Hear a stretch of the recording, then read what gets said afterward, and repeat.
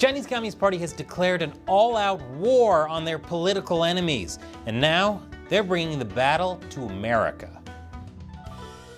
Welcome to China Uncensored, I'm Chris Chappell. It's happening. The Chinese Communist Party has launched a final, last-ditch effort to eradicate the biggest threat to their rule. Slow, gentle exercises, meditation, and the dangerous principles of truth, compassion, and tolerance. Yes, Falun Gong. According to leaked documents from China's Ministry of Public Security and other party entities, the CCP has launched a plan to fully eliminate Falun Gong worldwide. That's right, not just in China. A big part of the plan is targeted at the United States and manipulating the US government and media. And I want you to pay attention to the tactics they're using, because these are the same kinds of tactics that communist regimes often use to go after their enemies, whether we're talking about the Soviet Union, Mao's China, or even Marxist activists in the United States itself. But first, what is Falun Gong?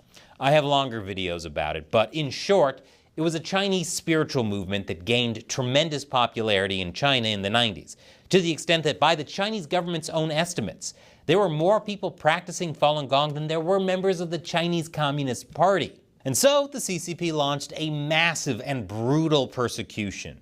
Falun Gong practitioners were arrested, tortured, raped, and became the backbone of China's involuntary organ donation system. Yes, the Chinese Communist Party is literally killing them for their organs. But instead of being wiped out, Falun Gong resisted. They went from being a non-political spiritual practice to protesting the CCP's persecution to eventually calling for an end to the CCP itself. Today, after 25 years of persecution in China, Falun Gong has become one of the largest grassroots movements protesting the CCP around the world, especially in the United States. In particular, Falun Gong practitioners set up media outlets like the Epoch Times to report on the CCP's persecution. They also created Shenyun Performing Arts, a Chinese music and dance show that tours internationally. Shenyun describes itself as China before communism, which the CCP hates. And they also directly show the CCP's persecution of Falun Gong using dance, which the CCP really hates. This was not the quick, quiet genocide the CCP wanted. Over the years, Falun Gong won accolades from human rights organizations and governments around the world for their peaceful, nonviolent protests. The US government has directly sanctioned Chinese officials involved in persecuting Falun Gong, and a few months ago, the US House of Representatives unanimously passed the Falun Gong Protection Act that would specifically sanction Chinese officials involved in organ harvesting. Yes, it even brought Democrats and Republicans together. And that's why the CCP is trying to blow it up. According to these leaked Ministry of Public Security documents, China will mobilize concealed agents to create and escalate the internal conflicts of Falun Gong, to expand non-stop the fighting, strength, depth, and reach of social media influencers targeting Falun Gong and Shenyun, and they must attract the continuous attention of the entire United States society and force the US government to strike on all fronts, eliminating the force of Falun Gong. That's right, the CCP is trying to mobilize you in their war against Falun Gong. So there are several tactics being used in this plan. Let me break it down for you. 1. Activate embedded spies. The CCP has embedded its own agents within the Falun Gong movement in America. This is really typical of CCP tactics. Just recently, a Chinese-American man was convicted of spying on dissidents for China. His name was Xunjun Wang, and he was so successful because he posed as a pro-democracy activist. This does several things. First, it gives the CCP information they can use to disrupt protests. It also erodes trust within the dissident group because you don't know who might secretly be a Chinese spy. Plus, it's a great way for these Chinese agents to smear whatever group they're infiltrating. According to the Falun Dafa Information Center, these kinds of CCP agents have impersonated their staff, sending fraudulent emails to elected officials, journalists, and NGOs around the world. The emails were crafted to portray Falun Gong as bizarre, threatening, intolerant, and otherwise undeserving of sympathy or respect. And just last month, there was a major uptick in fake accounts on X that impersonate senior Shenyun staff and make seemingly damaging or outrageous statements. Eventually, the accounts were removed by the social media company after complaints were filed, but a lot of the damage had been done. And these secret agents also tie into another tactic the CCP is using. 2. Weaponizing the US media. The CCP has always used propaganda in its state-run media to brainwash people, drowning out dissenting opinions and drilling in the party line. But what's scary is how successful China is at manipulating US media, including social media, to do the same. China is using a vast network of influencers on YouTube, Facebook, and of course TikTok to spread propaganda. China has funded pro-Beijing influencers travel. They pay the creators and have generated lucrative traffic for the influencers by sharing videos with millions of followers on YouTube, Twitter, and Facebook. In return, these influencers push Beijing's propaganda. There's no genocide in Xinjiang. COVID came from the US. Tibet is the happiest place on earth. Last year, when Meta disrupted a massive disinformation campaign linked to Chinese law enforcement, they found the network was or is present on nearly every popular social media platform, including Medium, Reddit, Tumblr, YouTube, and X. That's incredible. The CCP is still using Tumblr. But the larger point is, the CCP is now aiming their massive propaganda apparatus at Falun Gong in a big, coordinated way. The leaked documents reveal the Ministry of Public Security is supporting 2 Chinese-language YouTubers, one with long-standing past ties to Chinese state media, and another who has threatened violence against Shenyun's training center in New York. I won't provide details about who they are because I don't want to give them oxygen, and because the real fault lies with the CCP, not individual YouTubers. But part of the plan involves using the CCP's embedded secret agents to provide these YouTubers with information.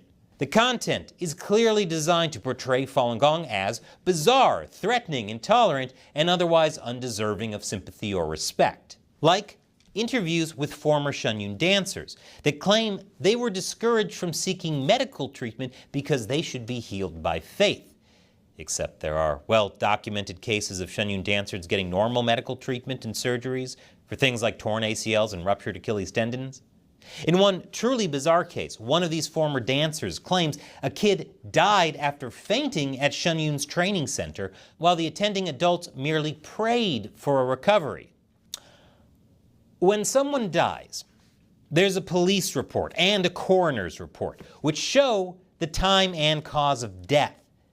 These reports show that the kid fell ill at home and was taken to Westchester Medical Center, and an expert from Columbia University's Medical Center was consulted in the case. Again, the point is to get people to hate Falun Gong.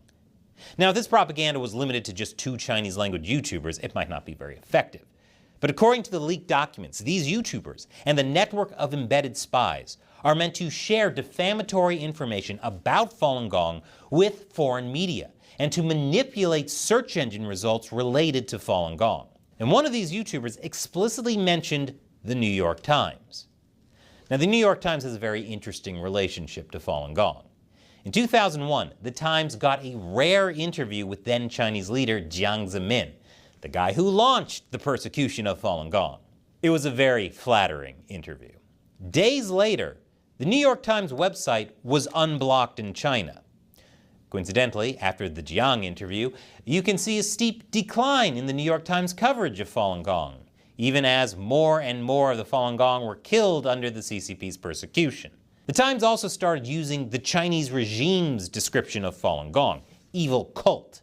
According to former New York Times reporter Didi Kirsten Tatlow, she pitched to her editors a series on China's forced organ harvesting of Falun Gong practitioners, but it was rejected by her editors. According to Tatlow, it was clear to me the issue was unwelcome. Interesting. The New York Times is a big deal. It's probably the most influential newspaper in the country. It has tremendous influence on US public opinion and even government policy. If you're the Chinese Communist Party and you want to turn the American people and government against Falun Gong, this is your best vector of attack. And just last week, the New York Times ran not 1, but 3 hit pieces targeting Falun Gong and Shenyun. Interestingly, one of the reporters working on that recently had a 6-month stint working for the Times inside mainland China. The articles repeat many of the easily disprovable claims made by those Chinese YouTubers I mentioned earlier, that Shenyun dancers are denied medical treatment and face abuse. It also basically denies that organ harvesting is happening, despite a mountain of evidence showing otherwise. Ultimately, some readers might walk away from these articles believing Falun Gong is bizarre, threatening, intolerant, and otherwise undeserving of sympathy or respect. Which brings me to the CCP's final tactic and goal. 3. Turn U.S. sentiment against Falun Gong. Jiang Zemin vowed to eradicate Falun Gong in 3 months. 25 years later, Falun Gong has become an international movement and a major thorn in the CCP's side. In order to fully eliminate Falun Gong worldwide, like the leaked Ministry of Public Security documents say, the CCP has to eliminate support for Falun Gong. All of the previous tactics are leading up to this. There are 2 steps to this. A, provoke the U.S. government to investigate Shenyun and other organizations founded by Falun Gong practitioners. And then B, incite Falun Gong practitioners to distrust and even protest the U.S. government. There's already been some ham-fisted attempts at the first, like Chinese agents trying to bribe the IRS into removing Shenyun's non-profit status. That didn't go so well because bribes are illegal and they got caught. But the YouTube influencers and media attacks might be more effective. If they can convince U.S. authorities that Shenyun is abusing minors, that could trigger an investigation. Already, the U.S. Justice Department has launched an investigation into the CFO of Epoch Times, accusing him of money laundering. All of this feeds into the second step. As you might imagine, Falun Gong practitioners who escape persecution from the Chinese government might be a little cagey about the U.S. government investigating them. The Ministry of Public Security plans to activate these spies to stir things up, to protest the U.S. government publicly, and to provoke incidents during such public protests, and thereby force the U.S. government to suppress Falun Gong. Such a classic communist tactic. They're trying to manipulate the U.S. government and public to do their bidding, in this case, to end Falun Gong. The CCP is betting they can get Americans to turn on Falun Gong by making them seem weird, like they're religious nut jobs. But you know what? It doesn't matter what kind of strange beliefs people have. I believe pepperoni and pineapple are the best toppings for a pizza. What you believe doesn't matter, it's what you do. And for 25 years, despite horrendous abuse, torture, and slander from even Western media, Falun Gong has never used violence against the CCP or anyone else. They've used peaceful protests and dance to expose the crimes of the CCP. And this is what the CCP doesn't get about America. We were founded by religious nut jobs. We fought for the right of the people to believe whatever crazy things they want, to say whatever insane things come to mind, and to have guns. This is America, the land of the free. And the CCP just doesn't understand freedom. Now, unfortunately, unlike the army of influencers the CCP is funding, I don't have any financial backing for China Uncensored, except the pittance of YouTube ad revenue when they don't demonetize the show, and support from viewers like you. So please, join me in exposing the Chinese Communist Party by supporting the show on patreon.com/ChinaUncensored. All it takes is as little as $1 an episode. You can even set a monthly limit, so you could even support the show with just $1 single a month. And as a thank you, I'll answer your questions at the end of these episodes. And today's comes from Mervin. Are all Chinese-made products and products with Chinese roots considered spies? We must be wary and protect our data regardless of origin. It's unclear if authorities from other countries have thoroughly vetted potential spyware in Chinese products. I hope there is a real alternative to Chinese-made products. That's a really great question. So I've made extensive videos about all the problems with things like TikTok and Temu.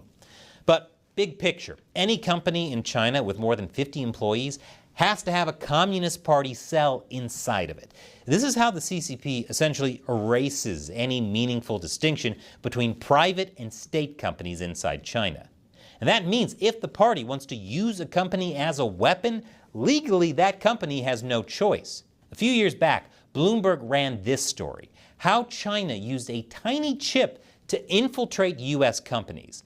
The chips allowed the attackers to create a stealth doorway into any network that included the altered machines. It reached almost 30 US companies, including Amazon and Apple, by compromising America's technology supply chain.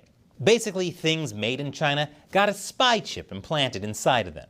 But it's also apps and games like Genshin Impact. Basically, anything the CCP touches is tainted. That's why I'm very concerned about the hit new game, made in China, Black Myth Wukong. I just made a video about that on my other channel, Gamers Unbeaten. Click here to check it out. So yes, Mervin, I'd be careful. Thanks for your question and your support. Thank you for watching. Click the orange button to join me on Patreon. And once again, I'm Chris Chappell. I'll see you next time.